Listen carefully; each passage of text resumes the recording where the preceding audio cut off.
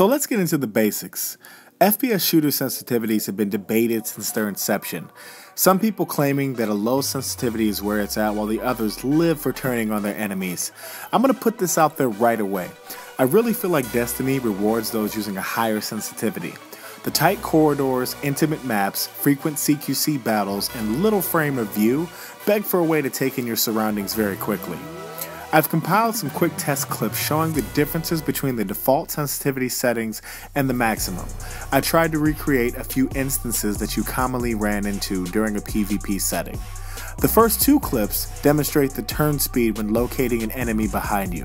In a game where the last word, Thorn and Fellwinter's Lie, can down you almost immediately, being able to pick up on your radar cues and execute is key. Also, the ability to readjust very rapidly and land those last second critical hits can be the difference between life and death. The next clips show a tight corner turn. Mind you, I've played this game the whole time at the default sensitivity of 3, and I don't know how many times I've turned only to run into a wall and die because of it. The higher sensitivity cuts down on your turn speed dramatically and gives you time to readjust and prepare for the fight at hand.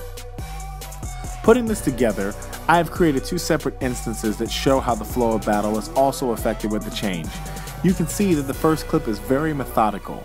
The great thing about the lower sensitivity is the ghost resistance that you receive with the thumbsticks. Slight missteps in aim won't be punished as much, and this makes the lower sensitivities a valid option if you're a sniper, or if you just like to play them at longer ranges. However, in a game as in-your-face as Destiny, the new sense of mobility can help bring your game to another level. The added view speed from max sensitivity settings allow me to be more aggressive and down enemies much quicker. Since making this switch, I noticed that my ability to handle multiple enemies as well has improved exponentially. Now, I understand that not everyone has an in-your-face playstyle and will prefer to stay on the further end of medium to long range.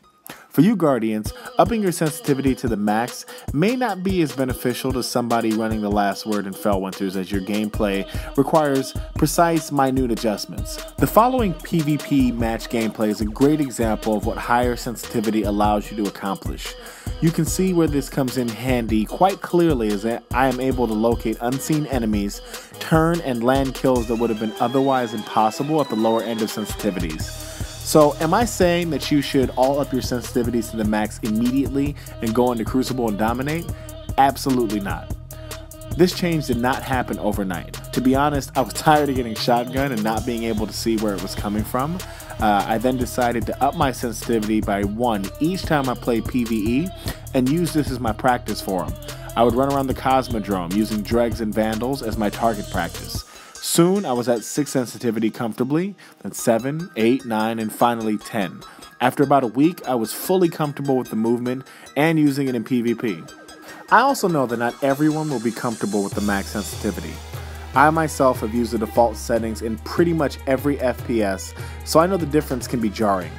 If you're at 3, maybe bump it to 4. When you're comfortable with that and it becomes second nature, then put it to 5. Most people want to jump to 10 right away and quit because it's too much.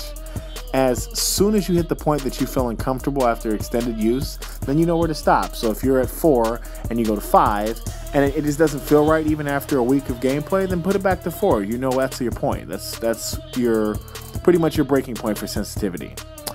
I know this simple tip has helped my game quite a bit, and I'm hoping that it does the same for you. Until next time, thank you for watching, and I'll be putting out a new video fairly shortly. I think it's going to be on the Hunter or the Warlock. I haven't quite decided yet. Got a lot of gameplay video for both, so just be looking out for it. And again, thank you for watching.